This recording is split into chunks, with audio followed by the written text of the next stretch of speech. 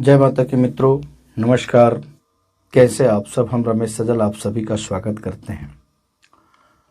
पिछले दिनों मेरे व्हाट्सएप पर मेरे एक फेसबुक फ्रेंड ने एक वीडियो भेजा था और उसमें उन्होंने आग्रह किया था कि सजल जी कृपया इस वीडियो को देखें और अपना विचार रखें। तो इसके पहले कि मैं अपनी विचार रखूं, मैं चाहूँगा कि आप उस पहले वीडियो को देखें। गायत्री ब्राह्मण की मूल है और यज्ञोपवीत संस्कार वाला व्यक्ति ही गायत्री का जप कर सकता है। स्त्रियों को यज्ञोपवीत पहनने का अधिकार नहीं है, तो इसका मतलब है कि जो है स्त्रियां गायत्री का जाप नहीं कर सकती। बहुत देखा आपने, बड़ी हंसी आती है। खैर, आपने पूछा है तो इसके पहले कि मैं अपनी विचार प्रस्तुत करूं, एक बात विनम्रता पूर्वक निवेदित कर दूं कि ना ही मैं कृष्ण हूं और ना ही आप सब अर्जुन है जो मैं आप लोगों को गीता की पाठ पढ़ाऊं। क्योंकि आप ही के बीच से एक प्रश्न आया है कि गायत्री मंत्र का उच्चारण नारियों के लिए वर्जित है, कहां तक उचित है। तो महोदय, वैसे भी गायत्री परिवार से मेरा संबंध 1990 से रहा है। दरअसल मेरे जिया जी गायत्री परिवार के सदस्य थे और उनके यहाँ गायत्री परिवार का ढेर सारा साहित्य रहता था, तो मैं भी शौकिया तौर पे पढ़ा करता था और आज भी पढ़ता हूं। किंतु मुझे आज तक कहीं भी यह पढ़ने को नहीं मिला कि गायत्री मंत्र का उच्चारण या जाप नारियों के लिए वर्जित है। तो मैं विनम्रता पूर्वक पंडित धीरेन्द्र शास्त्री जी महाराज जी से निवेदन करना चाहूंगा कि कृपया मुझे ये बताई जाए कि आखिर ये लिखा कहां है। वैसे भी मैं अपनी बात बताऊं कि जिस दोहा चौपाई छंद से या किसी भी लेखनी से अगर लेस मात्र भी किसी दूसरे जीव को ठेस पहुंचता हो तो क्षमा करेंगे, मैं उस लेखनी को नहीं मानता, क्योंकि मेरा अपना जीने का तौर तरीका है। वैसे भी इलेक्ट्रॉनिक मीडिया हो, प्रिंट मीडिया हो, इतिहास की बातें हो, धार्मिक ग्रंथ की बातें हो, जब तक मैं खुद संतुष्ट नहीं होता, जब तक मेरा दिल राजी नहीं होता, तब तक मैं उस बात को नहीं मानता। और यहां भी मेरे साथ यही प्रश्न खड़ा होता है कि नारियों के लिए गायत्री मंत्र का उच्चारण कहां तक वर्जित करना उचित है। मान्यवर है, चूंकि महिलाएं यज्ञोपवीत जनेऊ धारण नहीं कर सकती तो उन्हें गायत्री मंत्र उच्चारण करने का अधिकार नहीं है, इसलिए वो वर्जित है। हालांकि यह मंत्र देव स्तुति के लिए है, अपने प्रभु को याद करने के लिए है और गायत्री माता द्वारा प्रदत्त है। तो एक और गायत्री मां शक्ति के प्रतीक हैं, शक्ति स्वरूपा हैं।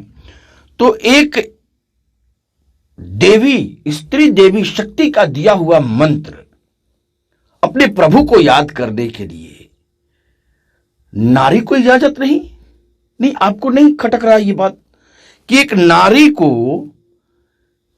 अपने प्रभु को याद करने के लिए, वो भी एक नारी शक्ति स्वरूपा गायत्री माता के द्वारा प्रदत्त ये मंत्र नारियों के लिए वर्जित है? ये कहां तक उचित है? ये भेदभाव क्यों? ये अछूत सा व्यवहार नारियों के साथ ही क्यों? अच्छा, सुना है कि गायत्री मंत्र देवताओं और ऋषियों द्वारा शापित मंत्र है, तो किसके लिए?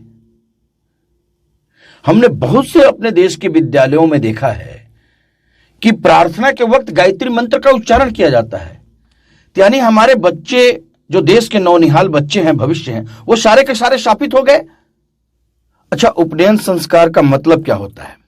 उपनयन संस्कार का मतलब होता है कि माता जी के गर्भ से निकल करके धर्म में प्रवेश करना।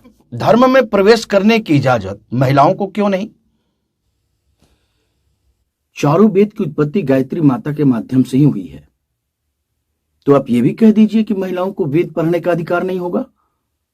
जब उनके मंत्र उच्चारण करने का अधिकार महिलाओं को नहीं है, तो यह भी कह दीजिए कि वेद पढ़ने का भी अधिकार महिलाओं को नहीं है। यह सिर्फ अन्याय ही नहीं, यह पाप भी है। क्षमा करेंगे, इस वीडियो को कृपया आप सब ध्यान से देखें। इसमें महाराज जी ने एक ऐसी बात कही जो मेरे दिल को बहुत ठेस पहुंचा है। उसमें कह रहे हैं कि चूंकि गायत्री मंत्र ब्राह्मणों का मूल है और वही व्यक्ति व्यक्ति शब्द का प्रयोग करते हुए उन्होंने कहा है कि वही व्यक्ति गायत्री मंत्र का उच्चारण कर सकता है जो योगवेद अर्थ से जुड़ा हुआ हो, अर्थात जो जनेऊ धारण करता हो। तो क्षमा करेंगे, मैं तो ब्राह्मण नहीं हूं, मैं जनेऊ धारण नहीं करता, तो क्या मुझे गायत्री मंत्र उच्चारण करने का अधिकार है या नहीं है, मैं ये जानना चाहूंगा मान्यवर। बस इसी तरह के संवाद से समाज बढ़ता है, टूटता है।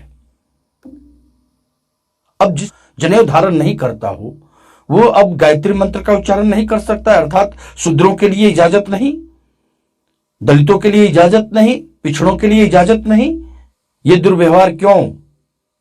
हमारे धार्मिक ग्रंथों में जितनी अच्छी अच्छी बातें लिखी गई हैं और जिन बातों पे प्रश्न चिन्ह लगता है समाज के द्वारा, वो पता है कहां से आया है? तो कुछ कट्टर लोग, कुछ स्वार्थी लोग अपने समय पर इस धार्मिक पुस्तकों के साथ छेड़छाड़ करके कुछ ऐसी बातें अपने स्वार्थ हित के लिए डाल दिया कि आज उस पर बहस होता है।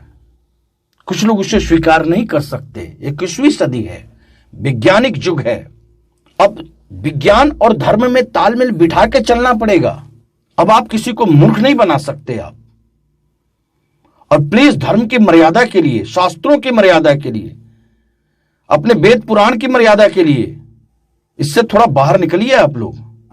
कृपया गायत्री माता के लिए प्लीज इस तरह की अफवाह फैलाना बंद करिए आप लोग। हम जैसों के लिए क्या, हम जैसों के लिए तो मां शब्द ही काफी है, गायत्री मां। खैर, कोई कुछ भी कहे, गायत्री मंत्र उच्चारण करने की पूर्ण स्वतंत्रता है। भजिए महामाई को, प्रेम से भजिए। बहुत बहुत धन्यवाद। जय माता की। हर हर महादेव।